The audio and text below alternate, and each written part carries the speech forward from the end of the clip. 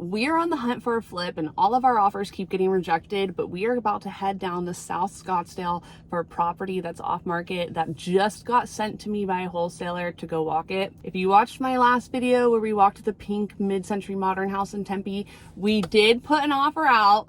And the offer was very competitive. We were well above asking price with a very quick close. I thought we had it in the bag, but we did not get it. So back on the hunt, and we're staying optimistic, and maybe this one in Scottsdale will be the one. Here she is. This house is in South Scottsdale, and it was just painted yesterday. So from the outside, it's actually pretty cute. One thing that I noticed right away though is there is no garage or carport, and obviously being in Phoenix, Arizona, that makes a huge impact on the value. All right.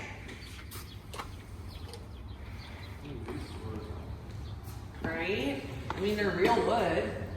This is a South Scottsdale fixer, an 85257, and I need you to mentally prepare for this floor plan because it's a lot. Once you step inside, the layout just doesn't flow. Rooms don't connect in a logical way, and you can tell it was added onto over time instead of designed intentionally. You can see here on the tax records that it's had 3 separate additions, more than double the square footage. So this house is a 2-bedroom, 2-bath, but it's 1,800 square feet, but it's had 3 additions done to it, so the floor plan's kind of tough.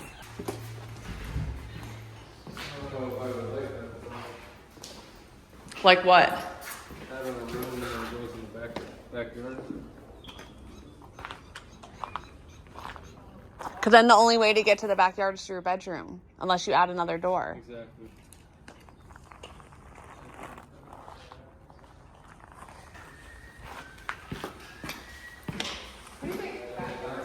It is. It's almost like put a door here. It's got a big master closet, but look at this step down.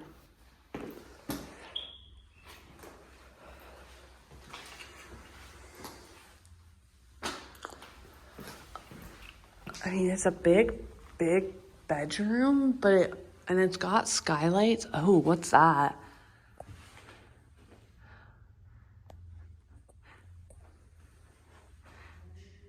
But it almost feels like there should be a window on this wall. Like there's only one window and it's pretty small.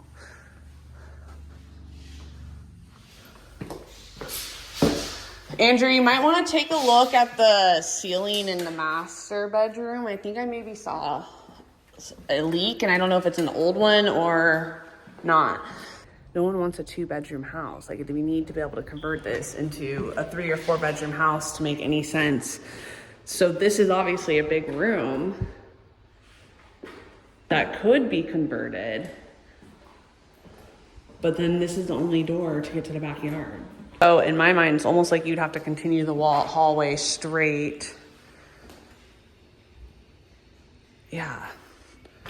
And just do 1 bedroom here so people could still get to the backyard.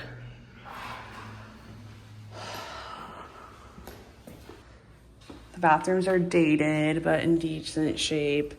Kitchen is a really good open floor plan, honestly, and cabinets look to be in good shape. Everything looks to be in pretty good shape. Floors, I don't know. Yeah, we just talked. I think we decided that this is not the right one for us. When you have to start moving walls around, it just gets really hairy. We decided to pass on the deal, but I still want to break down the numbers with you. As an investor, how I get my offer price is based off of 2 things, and 2 things only, really. Number 1, what is the after repair value? What is the property going to be worth when I'm done flipping it, and what am I going to sell it for? And then the other thing that I need to know my offer price is how much will the repairs cost. Once I know how much the rehab's going to cost and I know what I'm going to sell the house for, I'm able to use basically a math equation to give me my buy price, my offer price. I think that the after repair value of that house would be around $600,000. Rehab, because of the floor plan being so messed up, would be at least $150,000. So if it sells for $600,000 with $150 rehab, that puts my pickup price at like $320,000. And the seller is asking for $400,000 for this one. So we are just way off. And I know that the house didn't look that bad, especially because it was just freshly painted. But when you have to move walls around and like completely reroute the floor plan, that was just gonna make the rehab crazy high. And also, if we're shooting for a $600,000 after repair value, that's gonna be a pretty picky end buyer. Like if you're thinking about who's going to buy the house after we flip it. And so they're going to want top of the line finishes. They're going to want the house to be as nice as possible. So that master bedroom with the teeny tiny window, the step down, the weird funky bathroom with no door, no privacy, like the end buyer's not going to want that house. I just don't think that. I think we would have to do some major work. I honestly is not a fan of the neighborhood at all either.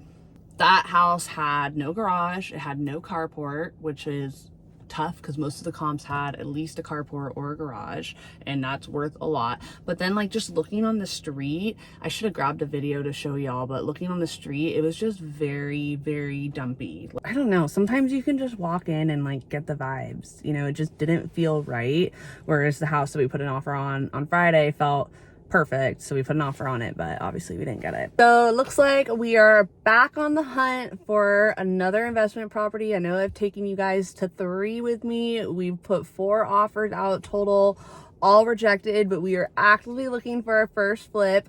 Hi, I'm Justine. I'm a brand new creator here on YouTube, and I'm a Phoenix real estate agent and investor. So make sure you're liking and subscribing, and I'll keep you updated on the next property we go look. But we are going to try to find a flip this week.